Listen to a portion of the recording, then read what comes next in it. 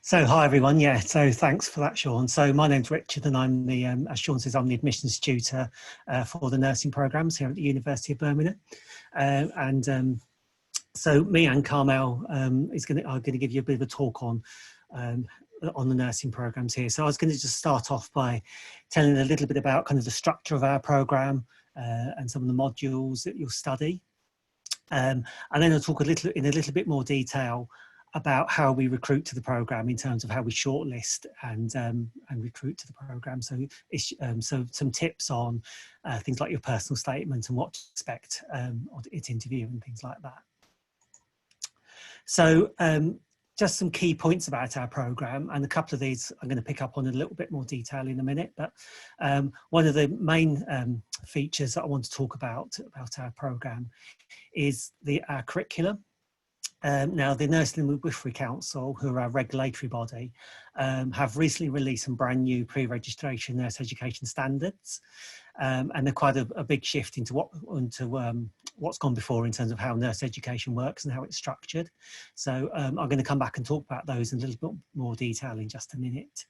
And one of the important sort of features of us switching over to the new standards is we've been able to offer an increased range of courses, and I'll talk about those a little bit more in a minute as well. So I'll come back and pick up on those in a little bit more detail in a minute. Some of the other kind of key features of our course, of all of our programmes, we have an elective placement, which is during your second year. And this is basically your opportunity to organise a clinical placement for something that's not part of our normal regular placement circuit. Now, lots of students choose to go overseas to do this, but you don't have to, and obviously that's difficult anyway at the moment, but you're welcome to stay UK based. You can even stay in, in the local area in Birmingham if you want to. That's not a problem at all. The only thing we specify is it's something you've organised yourself, and as I say, something that's not part of our normal regular placement circuit. And it doesn't even, strictly speaking, have to be nursing, in the strictly speaking. In the past, we've had students do things like orphanages, AIDS projects, charities, prisons, sexual health clinics, so anything at all that you have an interest in that you can organise is pretty much fair game. In terms of our clinical placements, and obviously clinical placements are really important for a nursing degree because you're going to be spending half of your time out in clinical placement. It accounts for exactly half of the programme. So we are really lucky in our clinical placements in that they are really very, very close to where we're based on the university campus. If you do adult field of practice, then the main clinical placement provider for adult is the Queen Elizabeth Hospital, which is literally next door to our building. Just next to us on campus. And that's quite a new hospital. It's only been open about 15 years or so, I think. It's a regional centre for lots of different specialities, and it's a major teaching hospital. If you do child field of practice, most of your placements will be at Birmingham Children's Hospital, and that's just a couple of miles away from where we are on campus in Birmingham city centre. And again, that's a regional centre for lots of paediatric specialities, and it's a major teaching hospital. And if you do mental health field of practice, there's some inpatient provision on that QE site that's next door to us, and sort of more generally in the community. But as I say, we're really lucky that all of our placements are really very close to where we're based on the university campus, and they're in some of the the best trusts in the country. Queen Elizabeth is a university hospital trust which has a number of sites. It's one of the biggest trusts in the country. The Birmingham Children's Hospital Trust, it also incorporates the Women's Hospital, and the Mental Health Trust is the Birmingham Solihull Mental Health Foundation Trust, which covers the whole of Birmingham, the whole of Solihull. So that's one of the biggest mental health trusts in the country. And another major feature of our programme is we're actually based in the medical school. So we share our learning spaces not only with the medical students, but also with the pharmacy students and the physician associate students. And we do some shared learning.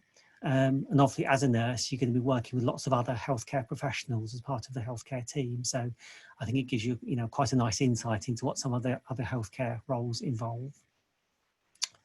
So I mentioned about the new NMC standards. So I just want to look at these in a little bit more detail. So, so these new standards, which, as I say, have kind of revamped kind of pre-registration nurse education, and they're actually called Future Nurse. And the idea of them is to sort of future-proof and completely update nurse education. So some of the key features are there's a little bit more emphasis on things like health promotion and public health. So as nurses, we spend a lot of time looking after people who are already ill, but a very, another very important part of the nursing role is stopping people getting ill in the first place. So nurses play a key role in things like in aspects like public health and health promotion. So that there's a bit more emphasis on that within our new undergraduate programme. There's also a little bit more emphasis on things like pharmacology and medication management, enable you to be prescribing ready at the point of qualification if you do additional post-registration qualifications. Now, at the moment, as a qualified nurse, you can access prescribing courses if that's relevant to your role, but obviously you need some post-registration experience. With the new curriculum, you're available to access those sorts of courses at the point of qualifying because of the extra input you have at undergraduate level into as I say, pharmacology and medication management and things like that. So if it's relevant to your role, as I say, you can access a prescribing course. So alongside that, there's also a little bit more input into things like health assessment and clinical diagnostic skills, and particularly more advanced clinical diagnostic skills and more advanced clinical skills. That's all part of that. That's all we now be moved into the undergraduate programme as well, alongside things like interpreting biochemistry and haematological results. That's now all an integral part of the undergraduate programme under the new curriculum that we've adopted. And another kind of key feature of the new curriculum is there's more emphasis on educating you sort of across the fields of practice and across the age range as well. So although you will qualify and register specifically as an adult nurse or a children's nurse or a mental health nurse, a lot of the theoretical input you'll get over the programme will cover all three fields of practice, and as I say, because it'll cover the age range as well. And that's really in sort of to recognise the fact that even as an adult nurse, for instance, you're going to come across mental health issues. Say, as a children's nurse, you're going to come across mental health issues. So although you'll specialise in a particular field, you'll need knowledge, more generic knowledge. So the idea of the new curriculum again is to give you slightly more rounded knowledge and make you a slightly more rounded practitioner at the point of qualifying. So that's our new curriculum. And I also mentioned the fact that it's enabled us to increase the range of courses that we offer. So, so in terms of the courses, we now have bachelor programs in each of the three fields of practice. So these are 3-year bachelor programs to qualify as a child nurse, an adult nurse, or a mental health nurse. And we also now offer 4-year master programs in each of those fields of practice as well. So you can do a Master's of Nursing in each of child, adult, and mental health. And we also offer dual registration programs as well at master's level. So these are also 4-year courses, also at master's level. And that gives you joint registration as an adult or mental health nurse or as a child and a mental health nurse. So in terms of the single registration masters, the advantage of those really is it kind of future-proofs your qualification, if you like. So your registration at the point of qualifying will be exactly the same. But if you sort of see your career taking you into things like management roles or leadership or teaching or research or advanced practice, they're the sort of roles that you're going to need a master's degree for. So if you follow the master's programme, you have it sort of under your belt at the point of qualifying. And the dual registration programs can be advantageous because it just makes your career choices a little bit more flexible. So if you follow the adult and the mental health joint program, you can work exclusively in adult or in mental health, or in a combination, in adult and mental health services. And if you follow the child and mental health route, you can work just in children's nursing, you can work just in mental health nursing, or as I say, you can work in child and adolescent mental health, so it just increases your career options really when at the point of qualifying. So they're all separate courses you can apply for or through UCAS. The other feature about our courses is we've designed them for the first 2 years to be very similar. So if you do enrol on one of the bachelor programs, and then you think that maybe the master's program might be quite useful for you, there is the scope to potentially the scope to swap from the bachelor's to the master's at the end of the second year. Not something we could guarantee necessarily, because it would depend on availability of places and things like that, and obviously your ongoing marks as well, but that is a possibility. So that's how we've kind of designed the programs to be as interchangeable as possible. So in terms of the teaching, we try and mix and match the teaching and offer a variety of different teaching styles. Some of it is going to be lecture based. We also do some small group teaching, particularly for clinical skills and things like that. And we do online teaching as well. So online webinars that you can log on to, you know, from any remote location and join in a session that way. All of our teaching staff maintain really close links with clinical practice. So hopefully that ensures the teaching, you know, is very relevant and very up to date. And also for the assessments as well, we try and mix and match those as much as possible. So there's a variety of assessments, and it's kind of continuous assessment over the programme, over each of the 3 to 4 years. So there's a mix of written assignments and case studies. We have written exams, online exams. You'll do a dissertation in your final year of each of the programs. And if you follow the master's programs, you do an original piece of research under the supervision of one of our senior academic staff in order to get your master's level credits.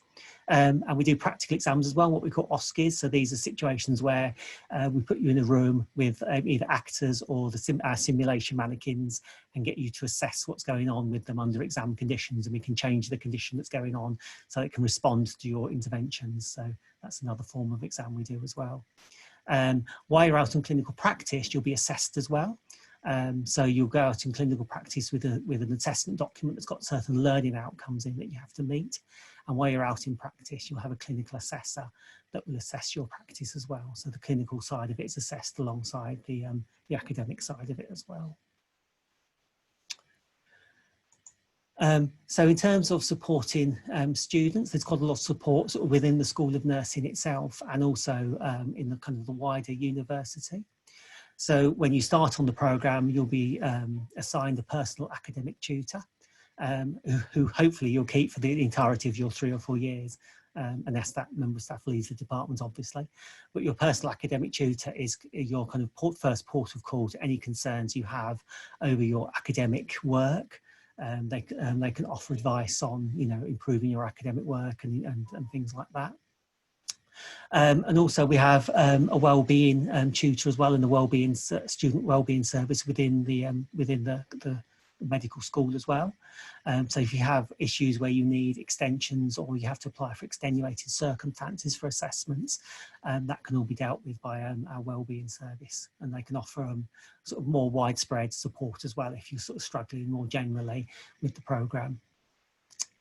Each module has named and designated module leaders. So if you have any concerns or you need advice over the assessment, for instance, for a module, or the learning outcomes for a module, there's named and identified module leaders for each module. So you're welcome to, you know, make an appointment and see them. That's never a problem at all. As I said, when you're out in practice, you'll have a designated practice assessor who will supervise your practice and assess you against your learning outcomes. And then in the wider university, we have the Academic Skills Centre. So if you have concerns about writing at degree level, particularly if you've been out of education for a few years, then the Academic Skills Centre can offer a wealth of advice on things like assignment writing skills, revision technique, referencing technique, literature searching, that sort of thing. And also we have a student services team as well in the wider university. So if you have some sort of learning need that we need to make reasonable adjustments for, like you need extra time in exams or something, that can all be dealt with by student services. So, and also there's sort of support within the sort of student body as well. So the student body themselves have like a mentor, buddy mentor scheme where senior students in the 2nd, 3rd and 4th year buddy up with new first year students as well, and offer sort of a mentorship approach as well. So lots of support available generally throughout the university. So that's kind of our program and our curriculum and how our program works, and a little bit more information about kind of the school and the wider university. So I just want to also talk a little bit about how we recruit to the program. So you apply through UCAS in a normal way, and we look at all of your UCAS forms, and based on the information on your UCAS form, we shortlist. And then if you're shortlisted, you're invited to an interview, and then we make offers based on the outcome of the interview. So it's kind of a two-stage process, if you like, to get on the course. So in terms of how we assess your form, we look at your academic profile, so your GCSEs that you've already achieved, so your level 2 qualifications, and also either your actual or predicted level 3 qualifications, so your A-levels or BTECs or international baccalaureates as appropriate. Now, obviously, you guys have experienced some disruption to your education. We do appreciate that. So, and obviously, that is something we will be very much taking into account when you guys come to apply. So we look at your academic profile. We also look at the reference that's been supplied by your school or your college. And crucially, we do look at your personal statement. So it's worth, having a very strong personal statement that really, does sell yourself. So in terms of what we look out for, and some of these issues apply to your personal statements, some apply to the interview, and some kind of both to an extent. One thing, we definitely absolutely do look out for is an excellent level of communication skills, because obviously, as I'm sure you appreciate, that's a fairly fundamental skill for a nurse to have. So in your personal statement, we're looking for a very good level of written communication. And when we invite you to interview, we're looking for a very good level of verbal communication. So we're looking to reassure ourselves that you can articulate your thoughts and your ideas very clearly at interview, and you can establish a rapport with the interview panel. That is really important. I think we'd expect you to have, quite a clear understanding of our programme here at Birmingham. Nursing programmes do differ at each individual university. So if you're applying for our course here at Birmingham, I think we'd expect you to have, a reasonable idea of how it works and the structure and the sort of things you like to be studying. One that I think that's quite important for your personal statement particularly is some demonstration of what it is that attracts you to nursing. Why are you enthusiastic about a career in nursing? I'm sure most of us would agree that nursing is a difficult job, frankly, and there are easier ways to earn a living, and all said and done. But obviously, there's very good reasons we're attracted to it as a career. So I think if it comes across in your personal statement what it is that attracts you to nursing, and the fact you've acknowledged it's going to be difficult and there will be challenges, but how you're going to overcome those challenges, that's a really powerful thing, I think, to put in your personal statement. Also important, I think, is sort of awareness of the values and the qualities that will make a good nurse. And tied in with that, I think it's also, I think it's really good for your personal statement if you can say what skills and knowledge and attributes and previous experience you're going to bring to the programme and to your nursing career more generally. Now, a lot of people get a little bit blinkered about this and think it has to be like hands-on care experience.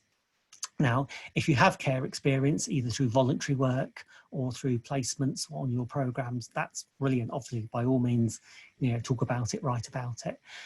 If you haven't got, hands-on care experience, and at the moment, we appreciate that's very difficult, if not impossible to get, really not a deal breaker by any means.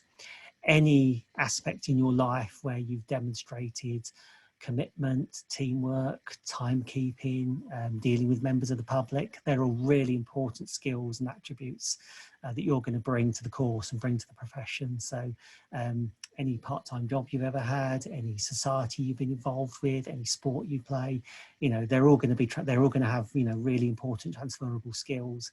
So say what they are and say how they're going to be important to nursing. That's a really powerful thing to have your personal statement as well. Probably one more for your interview. If you're applying for a healthcare course like nursing, I think we'd expect you to have a reasonable knowledge of some, current healthcare related issues. Healthcare is, particularly at the moment, is, permanently in the news. So, make sure you're up to date on some key current healthcare issues when you come for your interview. Things like an awareness of equal opportunities and diversity, that's really important. And also capacity for independent learning and understanding how that's going to work. You'll probably find studying at university is very different from your school or college experience, in that you're very much expected to be an independent learner, And nursing degrees differ from, you know, other traditional degrees to the extent that, you know, you're going to be spending half your time out on clinical placement with assignment deadlines and exam revision deadlines. So I think it's good if we see you, you know, you're aware of that as a challenge and you've thought about how you might want to deal with that. So that's some of the sort of key things we look out for, as I say, in terms of personal statements and interviewing. So generally speaking, I'd say work hard to get those predicted grades if you're still studying, because they're really important. When you get invited for an interview, you know, think about the sort of thing you like to ask and plan what your answers might be. I don't mean rote learning necessarily, but think about how you're going to answer some of the questions you like to get asked.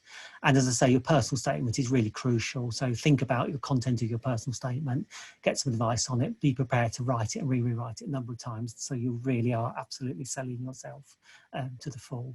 And generally, very best of luck, and it'd be fantastic to see you all in September. I think Carmel's going to just say a few words now after me.